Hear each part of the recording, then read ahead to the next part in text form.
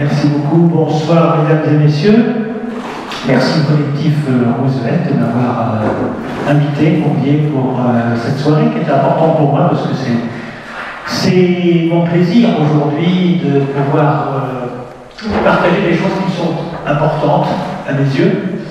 Je ne sais pas si vous êtes interpellés par ça, mais en ce début du XXIe siècle, d'abord en ce début du XXIe, c'était déjà comme ça avant, mais en ce début du XXIe siècle, l'humanité a infiniment plus de connaissances et de moyens technologiques que toutes les générations qui nous ont précédées.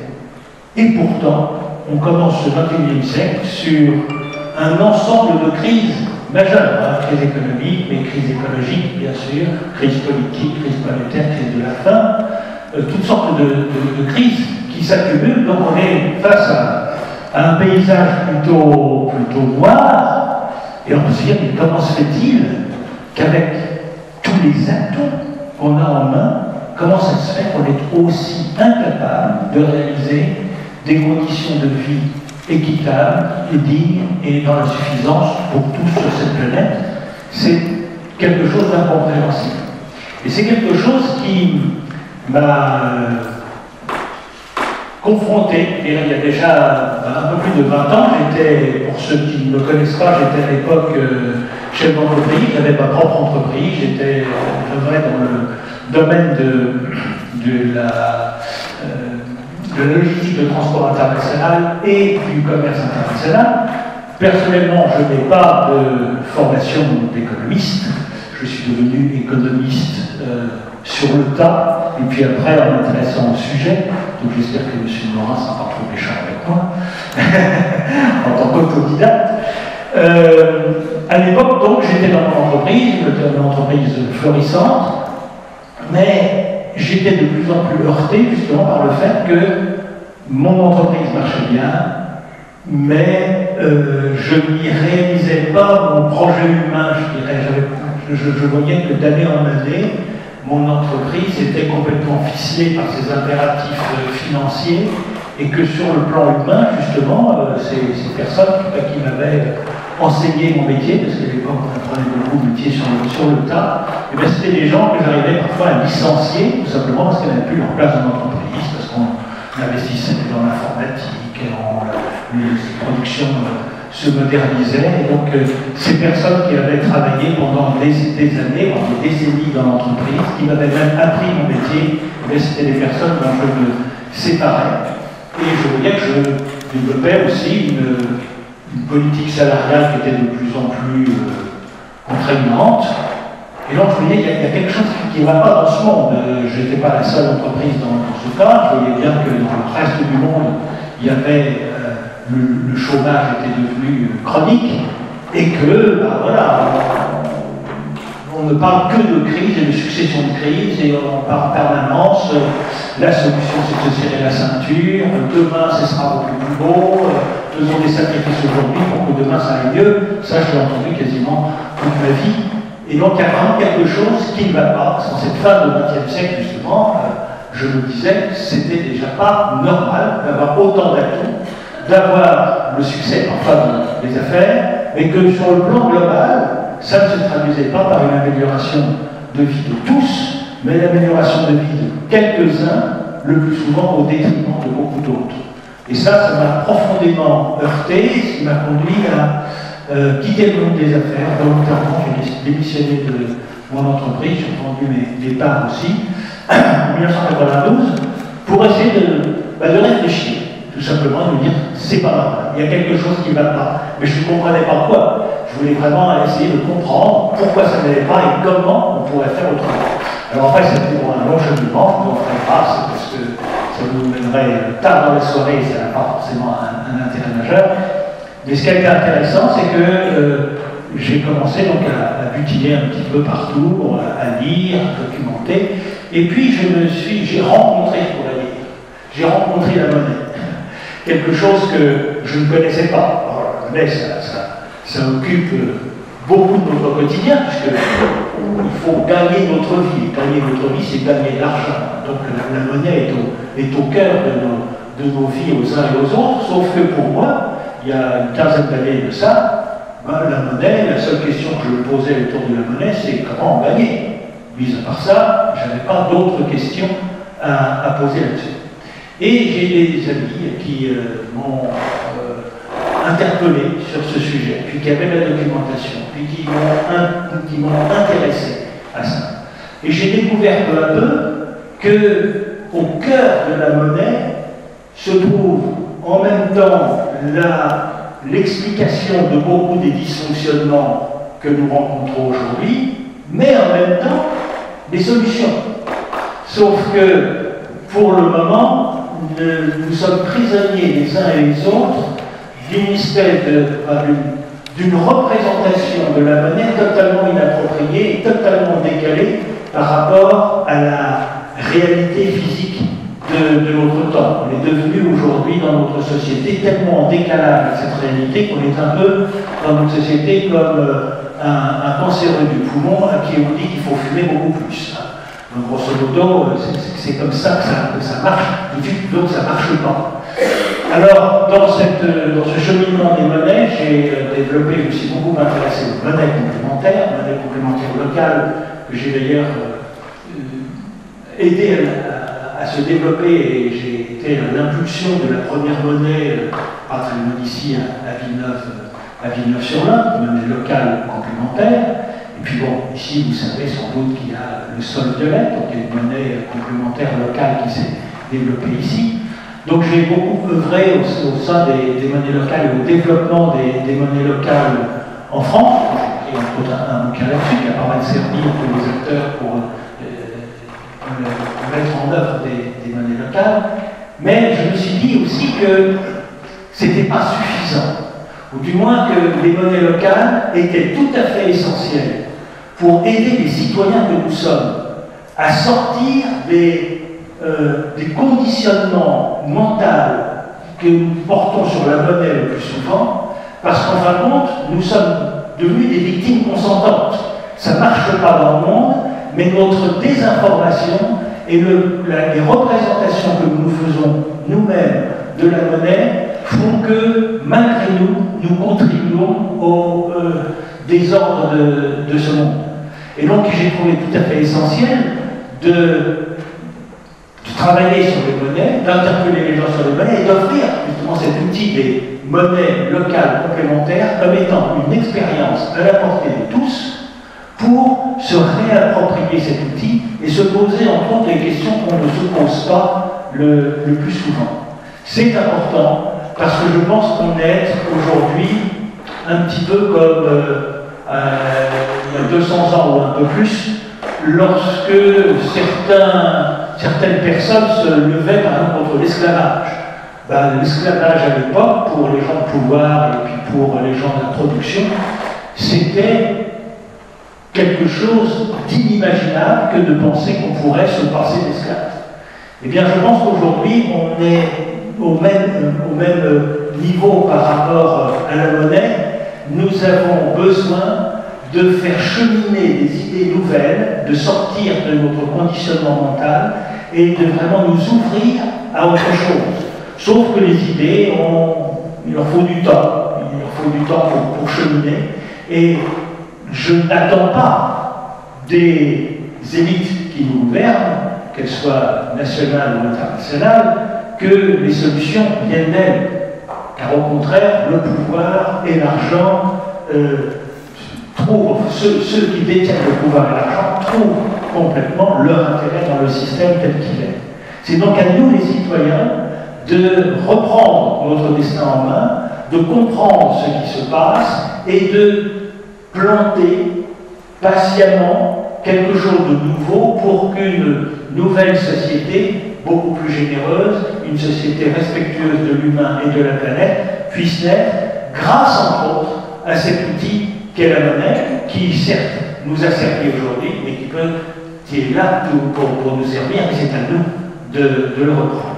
Et donc, je vais vous présenter une petite vidéo qui, au-delà des monnaies locales complémentaires, donne pour moi une toile de fond, une perspective, un but à atteindre, qui serait une monnaie ce que j'appelle une monnaie nationale complémentaire sur un territoire, parce que, je ne vais pas raconter la vidéo, on en parlera après, mais ce que je vois, c'est que très souvent, aujourd'hui, dans les villes et les villages où sont implantées les monnaies locales complémentaires, beaucoup de personnes s'interrogent et se disent oh, à quoi ça sert à tout ce truc-là, un nouveau gadget, on peut très bien faire ça avec l'euro tout seul.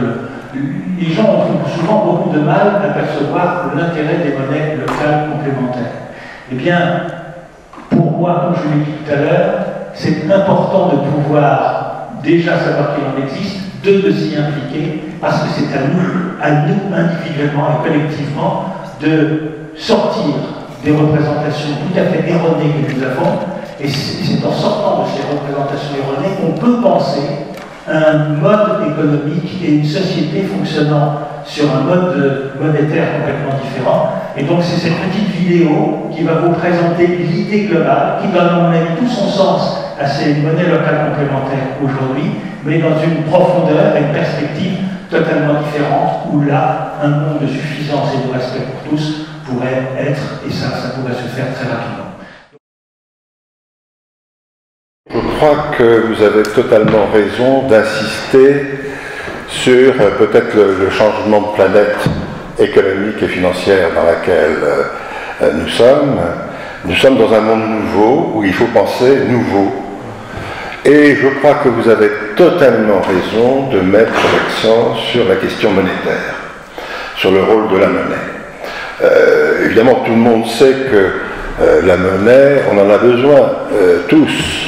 C'est quelque chose, évidemment, que nous avons tous dans notre poche, mais on ne perçoit pas suffisamment le rôle que joue cette monnaie dans notre économie mondiale, tout simplement, et le moyen d'action que cela peut représenter pour susciter des transformations et des évolutions souhaitables par rapport à des enjeux colossaux qui nous attendent.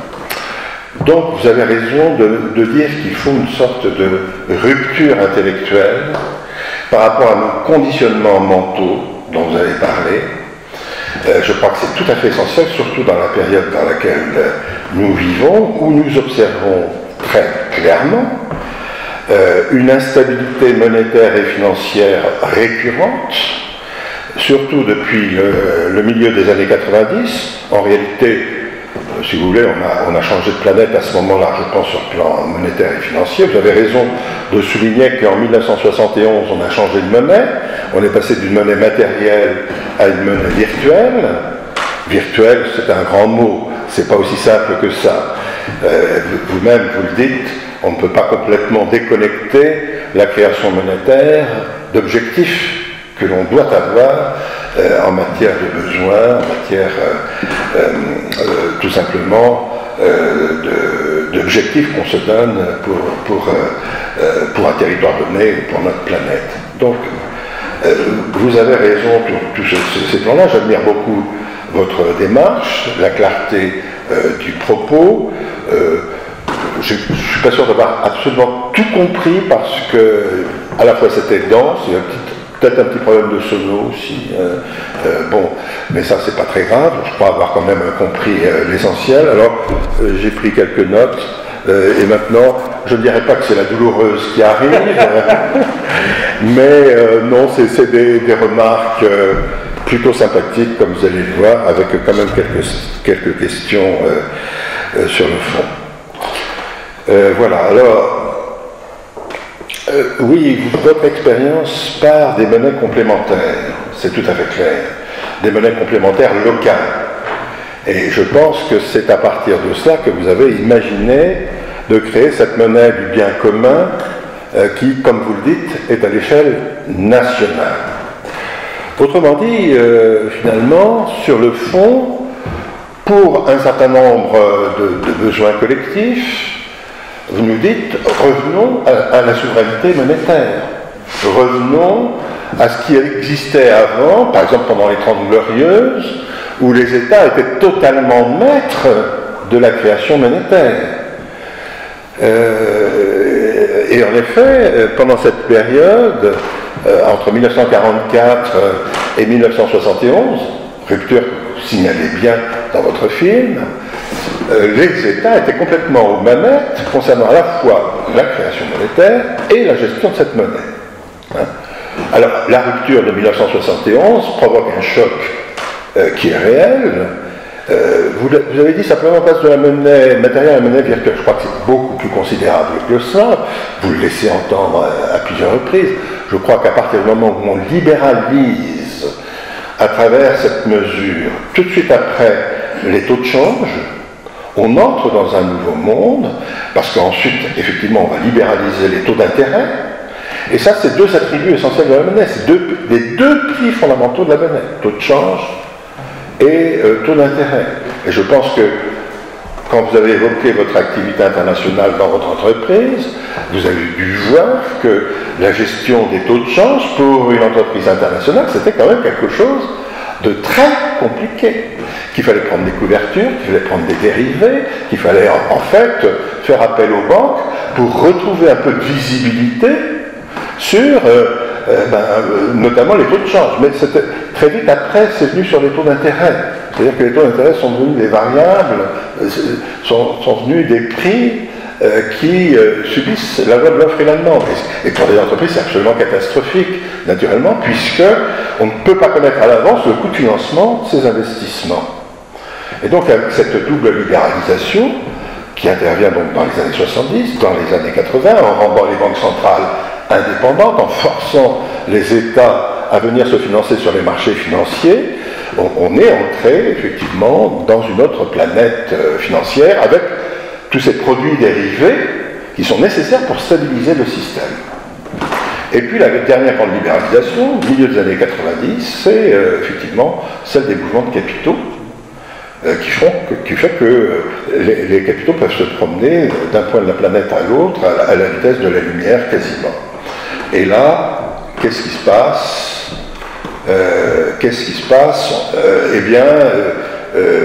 On a des nouveaux monstres qui apparaissent dans notre système économique. Ce sont de très grandes banques qui vont occuper progressivement des positions dominantes sur l'ensemble des grands marchés de la finance, marché monétaire, marché obligataire, etc., marché des produits dérivés, etc. Bon, donc, voilà, le décor est planté. Je pense que là-dessus, on ne doit pas avoir de divergence profonde. Simplement, pour revenir au début du propos, vous nous dites, voilà, il faut une monnaie nationale, une nouvelle monnaie qui s'occupe des biens collectifs, qui sont, pour aller vite, du bien commun. Mais pas sur l'activité marchande, pas sur l'activité commerciale. Bon, donc c'est effectivement tout à fait nouveau par rapport à ce qu'on a pu connaître avant. C'est vraiment un nouveau système que vous proposez et qui, en effet, peut surprendre parce que, vous le dites vous-même, il y a une sorte d'interrogation qui naît de votre propos. Vous dites que la monnaie de bien commun par rapport à la monnaie nationale, disons, est inconvertible.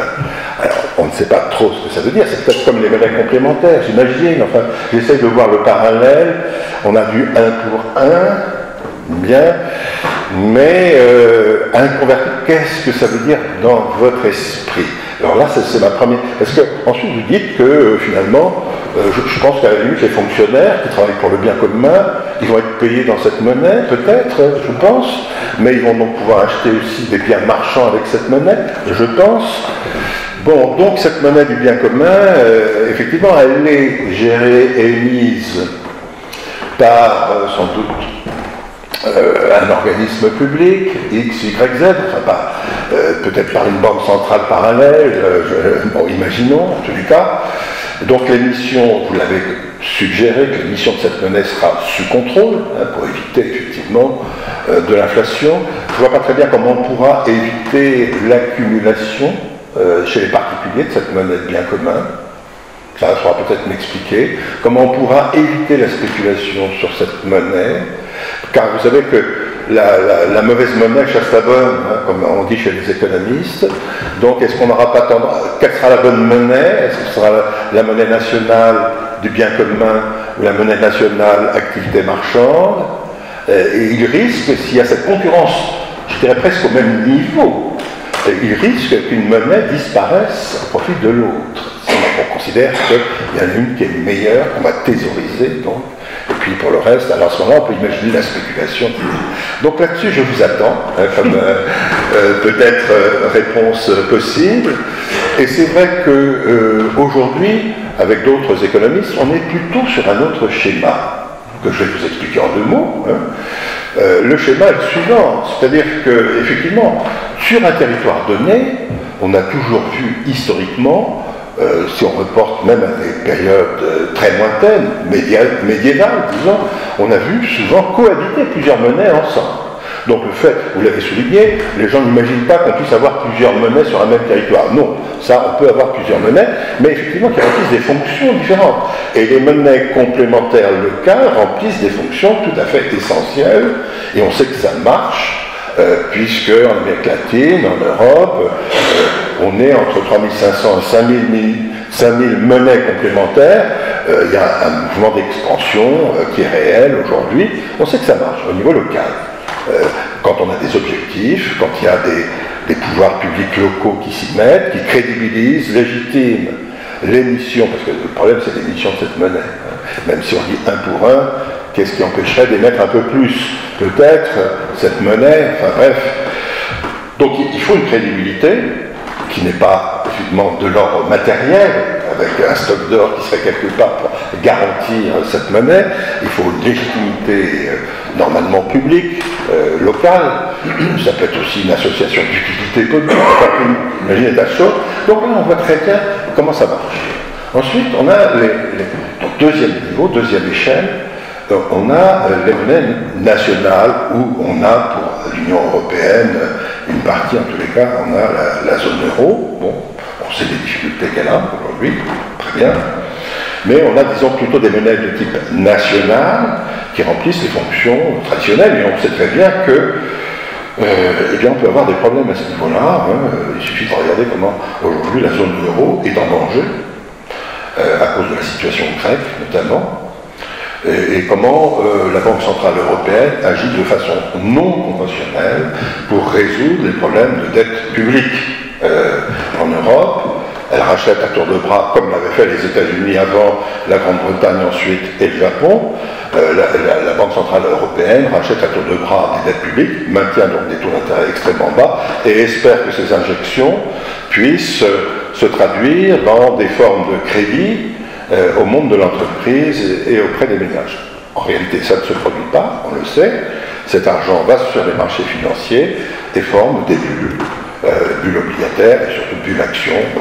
On a des actions, le cours des actions, il est comme ça, et la croissance économique, elle est toujours comme ça, enfin, ça lève un peu.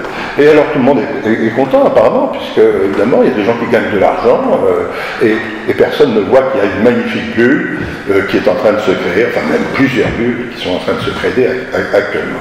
Bon, donc ça c'est les problèmes de la monnaie nationale, la monnaie zone euro. On voit bien qu'il y a des difficultés, qui est liée évidemment aux conséquences de la crise financière de 2007-2008. Et donc, comme solution, il y a la vôtre, qui consiste à dire rompons avec ce système au moins au niveau des monnaies nationales. Et puis l'autre solution consiste, vous connaissez certainement ces autres solutions, soit au niveau de l'Union européenne ou de la zone euro, soit au niveau international, de créer une monnaie commune. Vous devez connaître le propos. Donc on a 3 échelles, vous voyez, local, national, international. Donc c'est un autre système que le vôtre, système qui a été défendu par Keynes en 1944, nous expliquant qu'avec une monnaie commune, eh bien, on peut maintenir des équilibres de balance de paiement. Bon, et si on ne maintient pas des équilibres de balance de paiement, on sanctionne les pays au niveau international qui ne sont pas en équilibre, soit du reste parce qu'ils ont des excédents, soit parce qu'ils ont des déficits extérieurs. Bref, il y a tout un système à travers ce qu'il appelle le Bancor. Le Bancor, là aussi étant une monnaie, bon, il a appelé ça le Bancor pour matérialiser, pour reprendre votre expression, mais aujourd'hui, ça serait une monnaie virtuelle, émise à l'échelle internationale, bien sûr, mais qui suppose une instance, évidemment, d'émission, qui soit suffisamment crédible, avec une légitimité qu'il faudrait espérer démocratique, naturellement. Et l'intérêt de cette monnaie commune, ce serait, par exemple, d'avoir, d'être la monnaie des monnaies, en quelque sorte, hein, puisqu'on conserverait les monnaies nationales dans des systèmes de rapport fixes, hein, les taux de change fixes, et que les variations des monnaies nationales par rapport à cette monnaie commune seraient décidées non pas par le marché, mais politiquement, à niveau international. Donc on aurait à la fois un retour aux souverainetés nationales, parce qu'on aurait des monnaies dans des taux de change fixes, ce qui n'est pas le cas du tout actuellement, et donc les banques centrales deviendraient de nouveau des autorités publiques, sous le contrôle de l'État. On n'aurait plus des banques centrales indépendantes, donc un peu votre institut d'émission pour la monnaie du bien commun, hein, mais là au niveau national, et tout ceci organisé dans un cadre international. Dans votre proposition, je ne vois pas le cadre international, c'est clair. Or, on sait que on est dans un monde globalisé, que notre planète, on en voit les limites, hein, il suffit de la regarder, hein, puisqu'on peut la voir maintenant, et que les problèmes écologiques sont là, les problèmes d'environnement sont là, qu'il va y avoir des financements considérables pour assurer la transition énergétique.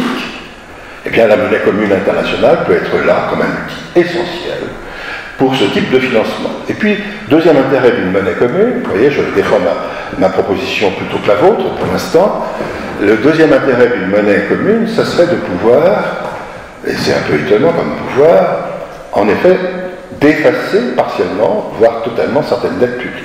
Ce que les banques centrales ne peuvent pas faire actuellement, parce qu'elles sont liées à des territoires, et que si une banque centrale voulait effacer les dettes publiques qu'elles détiennent en partie dans leur bilan, parce qu'elles rachètent des dettes publiques en ce moment, si elles les effaçaient, prenez la Banque Centrale Européenne par rapport, par exemple, au stock de dettes grecques qu'elle a dans son bilan, si elle effaçait ce stock en disant, voilà, oui, la Grèce est dans un état épouvantable, ce qui est complètement vrai, hein, vous l'avez dit, et effectivement, c'est épouvantable.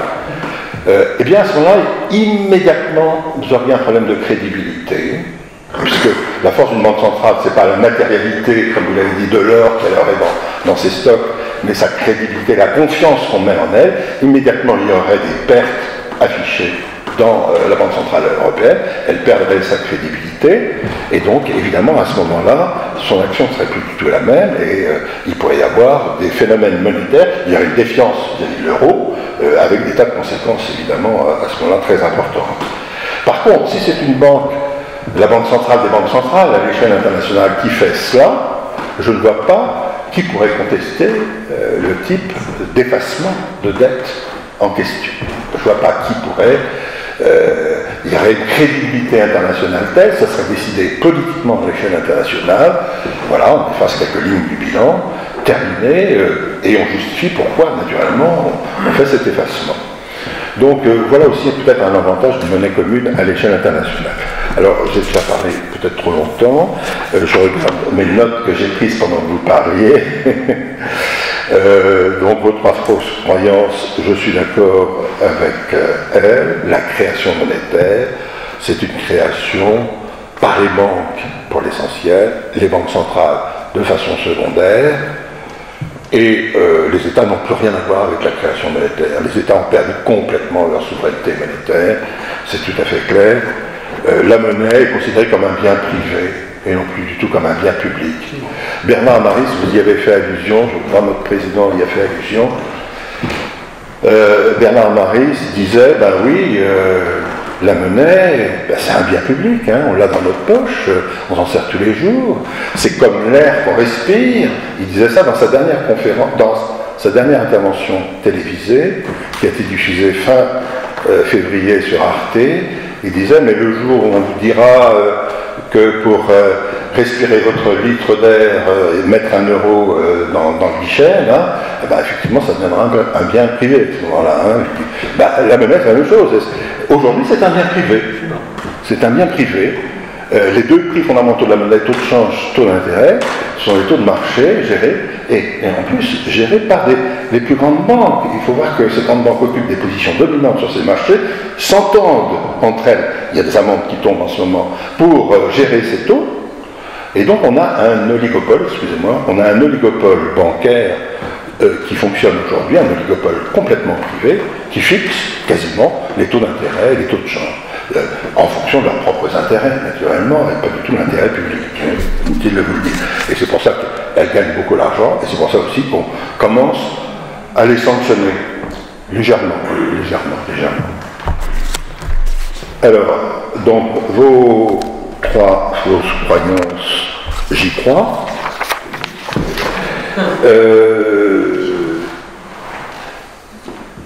Voilà. Alors, bon, la troisième, j'y crois aussi. Oui, une seule monnaie sur un territoire, c'est faux. On peut en avoir plusieurs, bien entendu. Oui, alors donc, vos deux espaces, c'est ça la question, hein, c'est la gestion de ces deux espaces qui sont étanches, en quelque sorte. Enfin, pas si étanches. Si le fonctionnaire peut acheter ses courses dans le magasin du coin, donc il y a un problème, il peut garder cette monnaie, quelle sera la bonne, quelle sera la mauvaise. Bon, voilà mes questions de fond, j'y reviens pas. Là, il y a une concurrence, quasiment, hein, parce qu'on est dans la même échelle. On risque, pour une même monnaie, de pouvoir acheter deux types de biens que vous considérez comme très différents. Voilà. Donc, voilà, c'était ma question principale. Je tourne ma dernière page pour voir si j'en ai d'autres. Non, voilà. Eh bien, écoutez, merci beaucoup. Merci infiniment.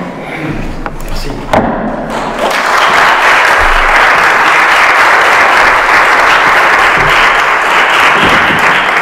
Bon, merci beaucoup. Vous me mettez pas trop sur le crime. Et je me sens tout à fait en phase avec ce que vous avez partagé, et en particulier sur les monnaies communes.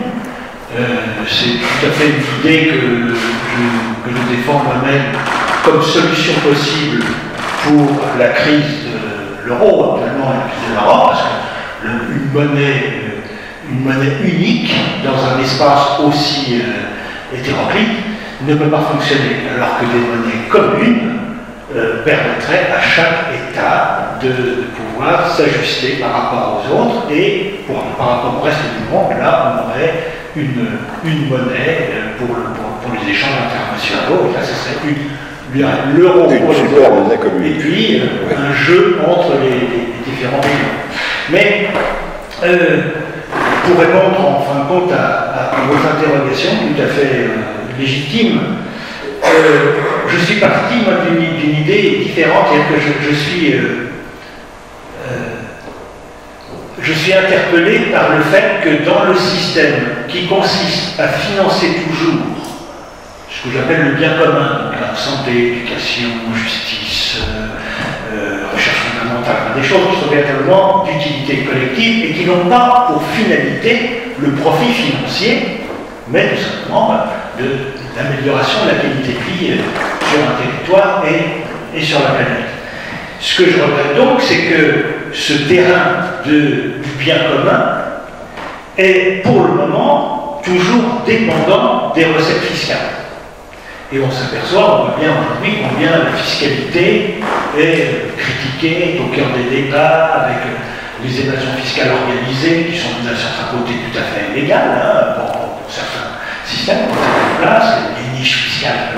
Bref, on voit bien aujourd'hui que ceux qui ont le plus d'argent sont ceux qui contribuent le moins à la vie commune, et ça, comment faire autrement dans le système tel qu'il est organisé, c'est difficile. Bref, dans tous les cas, ce que je regrette, c'est que, pour moi, ce début du XXIe siècle, ce n'est plus la production qui compte, on en revient toujours aux années 70, c'est à partir de la décennie des 70 qu'on a basculé, on est passé d'une économie où l'offre est devenue supérieure à la demande, et où maintenant on a un outil de production qui potentiellement, je dis bien potentiellement, parce qu'il faut qu'il s'agisse aussi, mais pourrait servir infiniment plus de besoins que ce que nous avons. Donc, en fin de compte, aujourd'hui, la demande est inférieure à l'offre. Et donc ce n'est plus du tout, comme par le passé, le projet, la finalité économique n'est plus de produire plus, mais simplement de produire mieux, de s'ajuster justement à ce que la planète peut soutenir et à répondre plus efficacement aux besoins de tous et non pas de quelques-uns. Donc pour moi, le défi économique aujourd'hui, n'est plus encore une fois de produire plus, mais c'est d'améliorer la qualité de la vie, donc de respecter la vie, d'ajuster nos productions sur ce que la planète peut soutenir, et ça, c'est antinomique avec la logique libérale qui préside aujourd'hui dans le monde. Donc, pour moi, tant que le bien commun, tant que l'amélioration de la qualité de vie dépend d'une logique de retombée fiscale, eh bien, ce sera toujours insuffisant, ce sera toujours manipulé, et puis on sera toujours dans une logique de croissance, car c'est un petit peu ce que le discours qu'on entend aujourd'hui. Si on veut plus de retombées fiscales, il faut relancer la croissance, entendez, produire plus, consommer plus, donc on est dans un piège. Pour améliorer la qualité de vie d'un côté, il faut alimenter ce qui fait dysfonctionner de l'autre. Donc là, on est en totale contradiction. Alors c'est pour ça que moi j'en suis arrivé à cette idée de dire il faut rendre le bien commun, il faut que ça devienne un espace autonome et qui s'autofinance, qui ne dépend plus des recettes de l'économie marchande.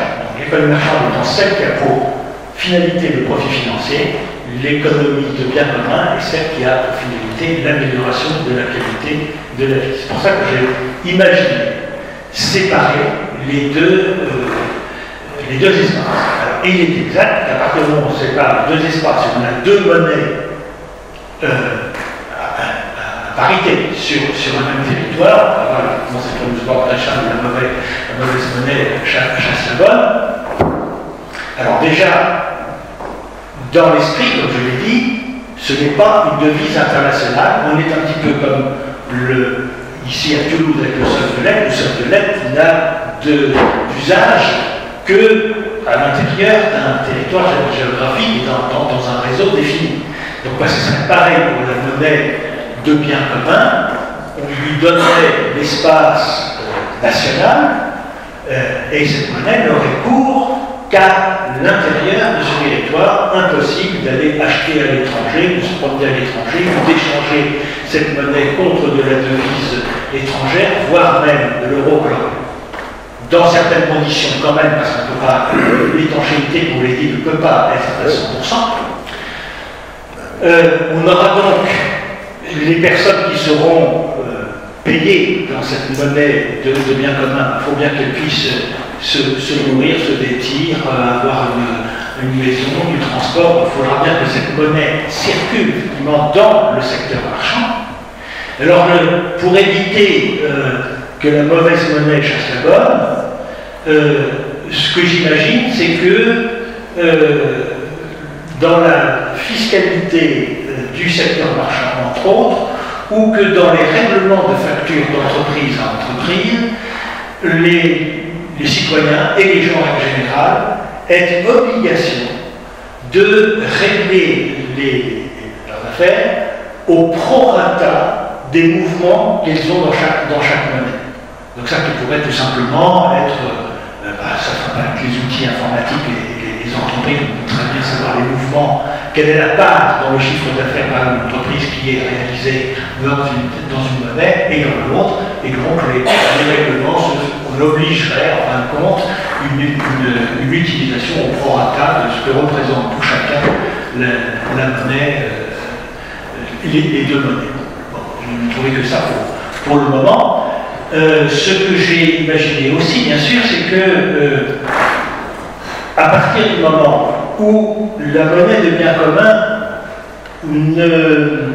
n'est utilisable ou n'a de territoire que le territoire national, on ne peut donc pas payer avec théoriquement des produits d'importation, puisque à ce moment-là, ça se concentre, mais là ça pose un problème.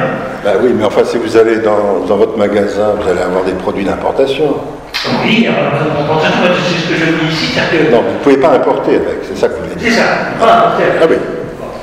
Mais ce que j'imagine aussi, et c'est dans la logique de ce que j'imagine pour améliorer la qualité de vie, c'est que cette monnaie mise en œuvre ne donnerait accès, progressivement probablement, qu'à des produits sur le territoire, dans des conditions de durabilité et d'exigence écologique, pour aller dans ce sens d'influencer la production et d'inspirer la production vers ce qui est durable. Parce que ce que je regarde,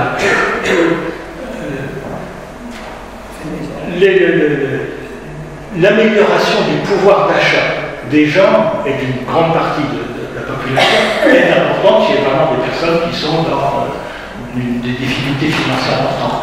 Mais si on se borne uniquement à améliorer le pouvoir d'achat des gens, et que les gens puissent se précipiter et acheter tout et n'importe quoi dans les grandes surfaces aujourd'hui, peut-être qu'on aura amélioré leur sort immédiatement, mais pour le rendre plus difficile d'un autre côté, parce qu'on accélérera la dégradation de la planète. Ou voire on dégradera aussi peut-être notre tissu économique. Moi je me rappelle quand François Mitterrand, dans les années 80, a eu une politique généreuse au départ de son mandat en améliorant le pouvoir d'achat d'une bonne partie de la population. Qu'est-ce qui s'est passé à ce moment-là? Comme ça a été fait sans garde-fou, à l'époque, c'était les magnétoscopes, les téléviseurs, enfin tout, des produits japonais qui ont envahi le territoire, c'est-à-dire qu'en fin de compte, le pouvoir d'achat qui a été donné à certains Français est parti immédiatement au Japon et ça a été la catastrophe de début de mandat qui a conduit après justement la dérive vers la logique libérale qui pratique aujourd'hui. Donc dans tous les cas, on a une double crise aujourd'hui. On n'a pas une crise économique, on a une crise écologique. Et le problème, c'est que souvent on ne parle que de l'un ou que de l'autre. Or, pour le moment, on a deux thérapies contradictoires. Ce qu'on nous dit tous les jours, c'est que pour l'économie, il faut relancer la croissance. Et en écologie, on nous dit qu'il faudra quand même plus de sobriété et puis consommer, produire et consommer différemment. Donc la thérapie de l'un, le médicament de l'un devient le poison de l'autre en étant prisonnier d'une contradiction. On a donc obligation d'aborder la question dans son ensemble. On ne peut pas, pour moi, isoler la question économique de la question écologique. La question écologique, d'ailleurs, étant directement liée à la façon dont on gère l'économie. Donc, il faudra bien en arriver à un moment où c'est ce que la planète peut soutenir qui sera la limite de ce que l'on peut produire et consommer. Pour le moment, c'est uniquement justement l'accès à l'argent. Si j'ai accès à l'argent, je peux faire tout et n'importe quoi quasiment. Or ça c'est absurde, il faudra surtout arrêter ça.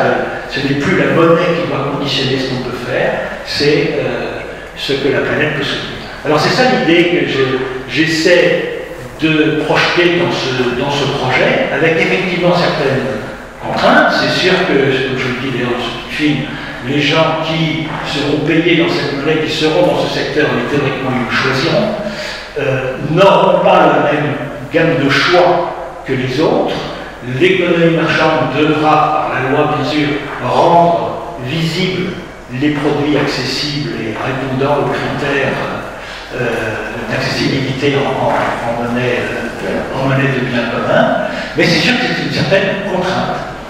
Et puis il y aura également à mettre en place une technique de destruction de la monnaie, puisque la monnaie de biens communs étant, elle, créée chaque fois qu'un projet nouveau est accepté démocratiquement, on nous demande, on calcule combien ce projet peut coûter, on émettra la monnaie qu'il faut pour payer les acteurs dans ce domaine, mais si la monnaie s'accumule, alors là on aura une catastrophe parce qu'on ira vers l'hyperinflation. Donc il faut que la monnaie de biens communs qui circule soit exactement le plus proche possible de la valeur de la richesse qui est créée, une richesse cette fois qui n'est plus une richesse marchande, mais une richesse de biens communs dont la valeur dépend de ce que les acteurs reçoivent en rémunération.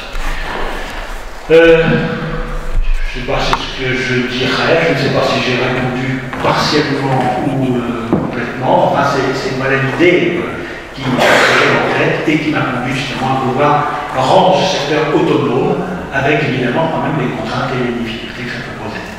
Et qui conviendra justement de raison de nous trouver dans le débat public si cette idée fait son chemin.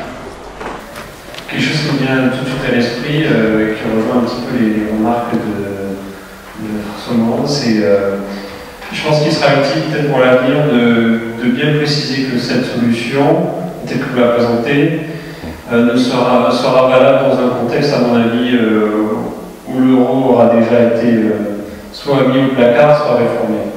Dans le sens où, ce qui est intéressant, c'est qu'il y a un cas d'école qu'on peut tout à fait imaginer très directement aujourd'hui avec notre système, c'est par rapport à la Grèce.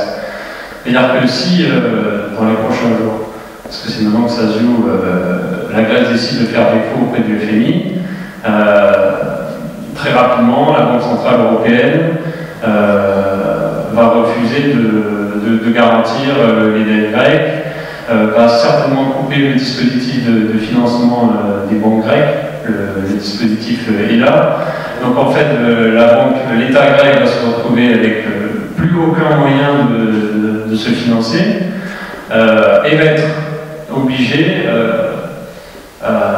soit de s'emparer de sa banque centrale et d'émettre, soit déjà sortir de l'euro complètement, soit en fait d'émettre une sorte de seconde monnaie à l'échelle nationale pour payer les fonctionnaires et pour remettre de l'argent dans le circuit. Donc on arriverait un petit peu de fait à notre solution. Et là, il y aura une dimension pour moi politique qui va faire que votre cas n'existerait pas, parce que je pense que la Grèce, dans un cas comme ça, comment dire, paierait ses fonctionnaires, injecterait, je pense, massivement d'argent dans le système pour commencer à mettre en place la politique pour laquelle a été élu le gouvernement. Et donc je pense que rapidement, la loi de Gresham, comme elle s'appelle, s'appliquerait, c'est-à-dire rapidement cette nouvelle monnaie, ce nouveau drachme serait utilisé, et au lieu d'appliquer un peu les règles telles que vous les avez annoncées, je pense que l'État grec entrerait dans une logique d'affrontement avec la BCE et dirait que comme on est capable de venir de financer nos besoins internes et potentiellement d'être aidé par la Russie, enfin, il y a des considérations géopolitiques qui font que potentiellement, sur le plan international, pourrait être aidé par les institutions et les États, en fait, imposerait, je pense, une renégociation de leur dette publique à l'égard de la BCE, à l'égard du FMI. Et donc, en fait, ça se conclurait par une sortie de l'euro de la Grèce, parce que si les créanciers acceptent, c'est à ce moment-là l'Espagne et l'Italie qui vont vouloir jouer le même jeu, aussi la France. Et je pense que dans les faits, au final, l'Allemagne à la fin dit bon, j'arrête les frais et on arrête l'euro. Est-ce que vous êtes d'accord avec ce raisonnement?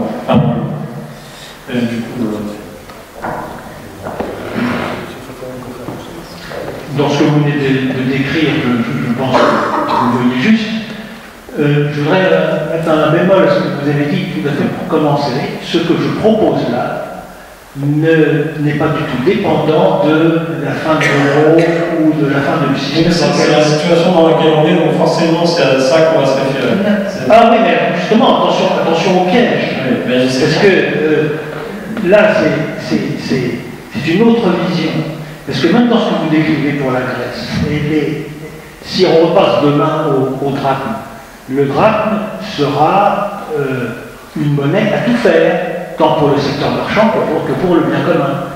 Alors que je fais bien une distinction ici, je dis moi, dès maintenant, et même en restant dans l'Europe telle qu'elle est, dans la zone euro telle qu'elle est, si un pays était assez courageux pour faire une bonne distinction, justement en économie, il y a pour moi quelque chose qui n'est pas suffisamment clair, qui n'est pas suffisamment abordé, c'est la distinction qu'il y a à faire entre l'intérêt particulier et l'intérêt collectif. C'est trop confondu. Et pour moi, là, il y a un problème, il y a une clé, il y a un problème d'une part, mais il y a en même temps une clé à trouver dans le fait de rendre le bien commun, donc tout ce qui n'a pas vocation par essence à faire du produit financier, doit être totalement séparé et traité de façon différente, tout en permettant évidemment aux acteurs de ce secteur de pouvoir vivre normalement. Donc le cas que vous citez pour la Grèce, qui pourrait être pour demain pour l'Italie, l'Espagne, le Portugal, peut-être la France dans la série, n'est pas n'entre pas pour moi dans ce même dispositif, parce qu'on restera dans une monnaie qui, faute d'euros, on retournera dans une monnaie nationale, mais encore une fois, une monnaie nationale a tout faire, avec biens communs et secteur marchand mélangés. Voilà. Oui, je voudrais intervenir d'abord pour peut-être dire que dans votre communication, il serait important de préciser que votre solution n'exclut pas l'existence de monnaie commune. Ah non. Hein, parce que vous n'en parlez absolument pas dans cette vidéo, et donc on peut penser que les deux systèmes sont alternatifs en quelque sorte, ou exclusifs l'un de l'autre. Donc ça c'est peut-être le premier point.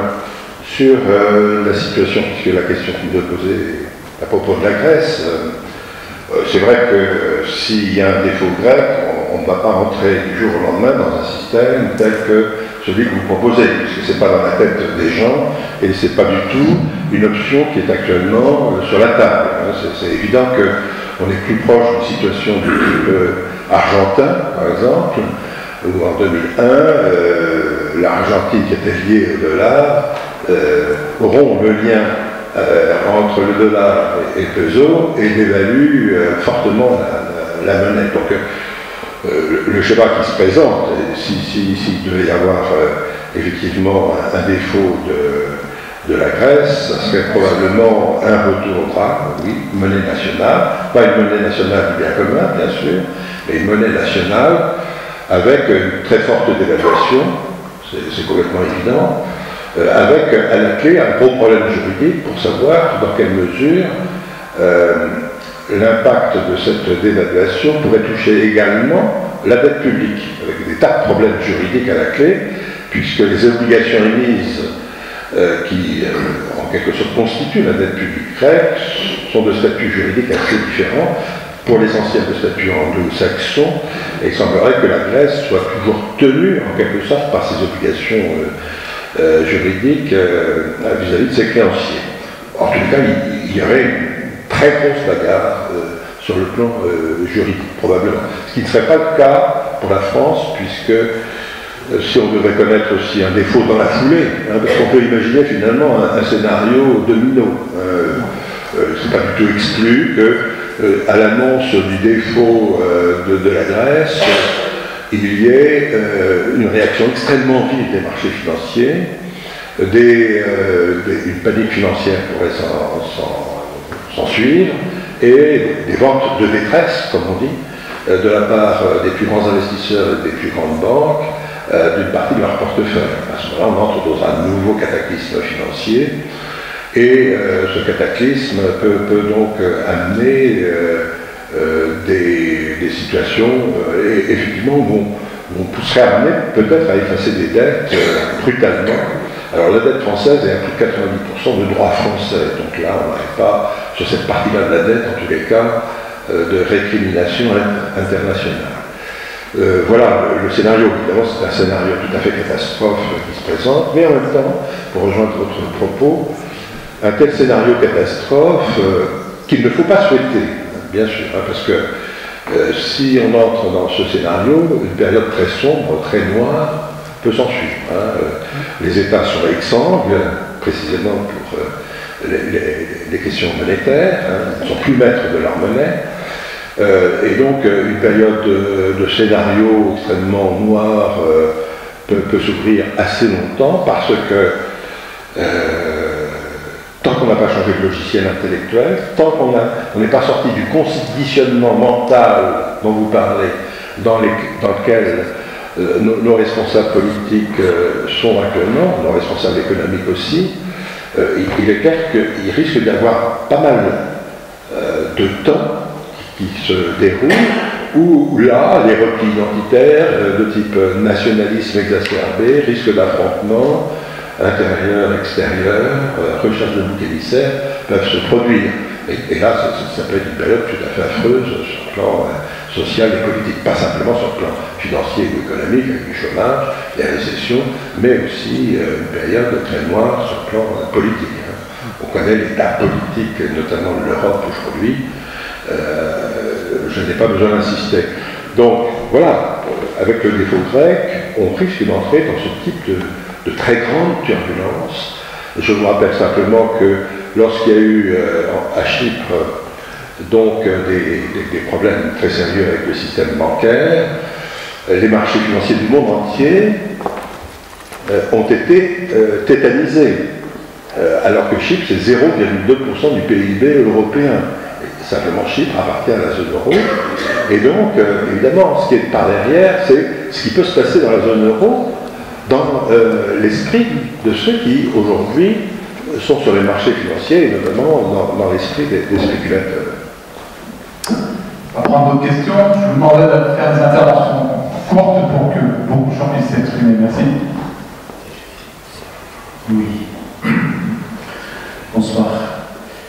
J'aime bien les utopies. Et je crois qu'effectivement, vous avez fait une leçon d'utopie tout à fait magistrale. Néanmoins, il y a un certain nombre de questions qui se posent aussi bien pour la réalisation hypothétique d'une monnaie commune, mais qui se posent aussi par rapport à vos idées, enfin votre idée que je trouve fortement intéressante, mais qui ne tient absolument pas compte des conflictualités qui pourraient être générées. Par exemple, vous avez parlé de l'opposition privée, publique, intérêt collectif, intérêt individuel. Nous y sommes.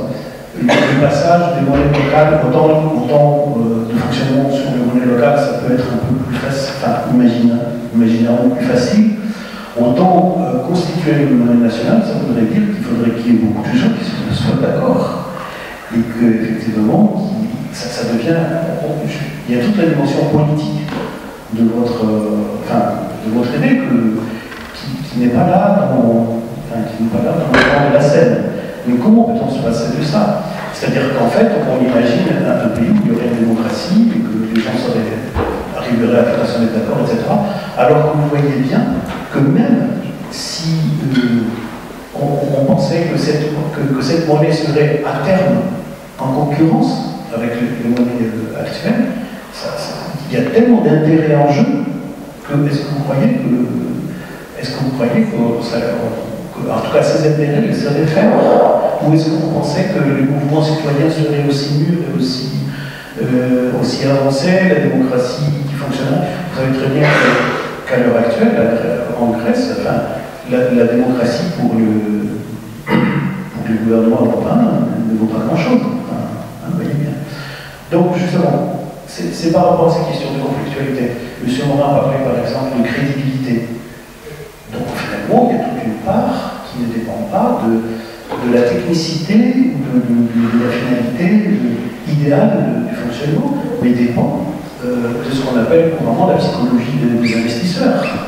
Bon, donc j'aimerais bien que vous, si vous pouvez m'éclairer un peu là-dessus, parce que il me semble qu'effectivement, il y a toute une série d'obstacles, comme Attali parlait de gouvernement mondial. Est-ce que vous pensez qu'un jour ce gouvernement pourrait voir le jour?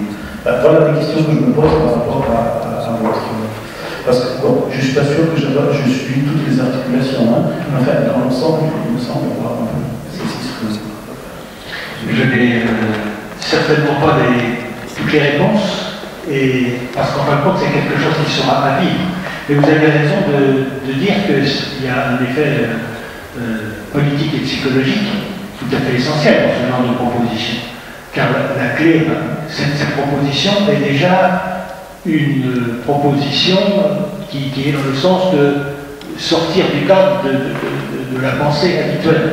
Donc ça veut dire qu'elle ne pourra s'incarner que si l'être humain, et quand je dis l'être humain, c'est pas un nouveau président ou un nouveau gouvernement, c'est le citoyen, parce que c'est par les citoyens, c'est par la base, c'est par l'évolution de notre façon de penser à la base que ça pourra s'imposer dans l'esprit de nos élites. Donc, dans le climat actuel des choses, c'est vrai que tout est verrouillé, mais là, ce que j'ai oublié de mentionner tout à l'heure, lorsque vous parliez justement d'une monnaie internationale, tout ça pour moi, ça a plein de bon sens, sauf que c'est encore pour moi plus difficile à mettre en œuvre que le projet d'une monnaie nationale de bien commun, parce que on a besoin d'un consentement et d'accords internationaux. Or, on voit déjà, ne serait-ce qu'au niveau de l'Europe, combien c'est absolument impossible d'obtenir l'accord de tous autour de certains projets, et combien nos traités nous ficellent, nous emprisonnent, et combien on est paralysé par tout ça. Donc, justement, l'un des aspects qui m'a conduit à imaginer une monnaie de bien commun national, c'est de se dire ça ne dépend que de la volonté politique d'un peuple qui peut décider sans aller demander aux autres s'il a le droit de le faire, Alors avec tout le courage politique que ça demande et toute la maturité d'un peuple pour le soutenir. Donc c'est pour ça que c'est pas demain ou après-demain que ça peut se faire. Ça peut se faire toutefois, malheureusement, sous la pression d'événements assez chaotiques, à la suite encore d'une crise majeure qui s'annonce de plus en plus. Mais voilà, donc l'intérêt pour moi, c'est que ça peut se décider à l'intérieur d'un territoire, avec tous les grands points d'interrogation qu'il peut y avoir autour, comment réagiront les autres, quelles sont les pressions qui existera, comment le peuple lui-même, la population elle-même accueillera les choses et l'accompagnera ou pas. Donc tout ça c'est l'être humain. Hein. Et l'être humain, c'est l'être humain. Là, j'ai pas les réponses. Et quand je parlais aussi intérêt particulier et intérêt collectif, il ne faut pas oublier que ça, c'est à l'intérieur de nous-mêmes. Hein. Tout être humain, moi, il est normal que tout être humain cherche à avoir la vie la plus belle possible à son niveau individuel, sauf que j'ai pris quand même conscience depuis quelque temps que je ne peux pas être heureux en faisant mon bonheur au détriment des autres et en saccageant la planète. Donc il y a une conscience individuelle à développer, et c'est pour accompagner en même temps ce changement, c'est pour nous interroger, nous interpeller, que je mets ce projet sur la table avec tous les risques, toutes les questions que vous posez et auxquelles nous aurons à répondre dans un sens ou dans un autre. Donc désolé de ne pas y répondre, mais voilà. Le côté politique et démocratique est Vous avez parlé de Villeneuve sur l'autre. Vous pouvez nous donner quelques explications? Pardon? Vous avez parlé de la monnaie à Villeneuve sur l'autre. Villeneuve sur l'autre, ça a été tout simplement la première expérience de monnaie locale complémentaire qui est née en 2010 en France. Bon, on est un petit peu retardataire en France. En Allemagne, c'est depuis déjà beaucoup plus longtemps. Puis les monnaies complémentaires ont fleuri déjà dans le monde depuis pas mal de temps. Donc disons que c'est peut-être à l'occasion ou parce qu'il y a eu cette crise financière de l'année 2007-2008 que d'un seul coup la question monétaire est devenue un sujet qui interpelle les citoyens français. On parlait beaucoup, on n'en parlait pas, pas beaucoup. Donc voilà, l'outil des monnaies complémentaires a fait son chemin et puis interpelle pas mal de personnes aujourd'hui. Ça a été Villeneuve-sur-Lot qui a été la première ville à en émettre une, qui s'appelle l'Abeille. Le sol violette qui existe ici à Toulouse, c'est quelque chose qui va tout à fait dans le même sens. Ça ne fonctionne pas de la même façon, mais ce qui est intéressant d'ailleurs dans les monnaies locales complémentaires, c'est que chaque groupe qui lance une monnaie se pose d'abord la question de savoir qu'est-ce qu'on veut faire avec cette monnaie, parce que le but c'est pas de faire avec une monnaie locale en petit ce que l'euro fait en grand. Donc il faut se poser une question, une monnaie c'est quoi? Donc on se repose la question de quelle est la nature de la monnaie, puis qu'est-ce qu'on veut en faire, quel type de richesse on veut exprimer, puisque la monnaie c'est un symbole virtuel d'une richesse réelle. Une monnaie c'est pas n'importe quoi, des billets qu'on lance comme ça, non, il faut que ce soit adossé à l'expression d'une richesse réelle. Donc qu'est-ce qu'on veut exprimer comme richesse réelle? Donc ce sont toutes ces questions qui sont passionnantes, qui sont au cœur de ces monnaies locales qui se développent, qui fleurissent un peu partout aujourd'hui en France, mais aussi dans le monde. Et pour moi, ça c'est un beau mouvement, et je ne peux que inviter tous ceux et celles qui en ont entendu parler ou qui sont intéressés par ça, de se rapprocher de ces mouvements, parce que je ne sais pas si c'est une finalité en soi. Ce n'est peut-être juste qu'un épisode dans notre histoire, mais un épisode d'éducation populaire, un épisode à l'intérieur duquel chacun peut justement sortir de ces représentations et participer à la reconquête d'un outil qui est tout à fait essentiel pour manifester ce qu'on a envie de manifester sur cette terre.